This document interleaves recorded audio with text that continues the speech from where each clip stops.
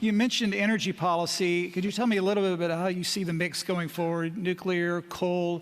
Obviously, the president's spoken affectionately about coal. I just drove through West Virginia. You know, there's buoyancy in that country, that state that we haven't seen in a while. Obviously, out west as well. So, are you changing the mix, and what are you doing about climate? So, look, we are supportive of jobs again. Yeah. We know that coal is a big job creator in the United States, but we have to allow coal to compete. We're also a big supporter of natural gas. We're a supporter of fracking. We're supporting of energy independence.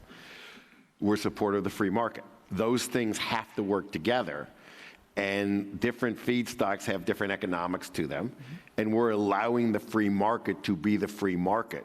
The biggest issue for us as an administration is energy independence and making sure that we can control our own destiny. For the U.S. or North America? For North America. Okay. But for the U.S. for sure. Look, we're most concerned about the U.S., but then we care about North America. Imported oil, you know, we're actually starting to export. Some of these things are good. You know, building up more and more LNG terminals in the United States and exporting more and more LNG. We happen to have a feedstock or a BTU component that the rest of the world needs. You know, more and more LNG is needed, and we have huge excess supplies of gas. So we're going to permit more and more of these LNG plants. We're going to let these different feedstocks compete in the United States here, and we're going to be supportive of them, because part of creating jobs and part of creating manufacturing in the United States is what is your competitive advantage. We have a big competitive advantage. We have cheap energy, and we need to keep and promote our cheap energy, and we got to use that as a competitive advantage for us. But we're still relying on oil for the transportation system. So how do you think about weaning the transportation system of oil?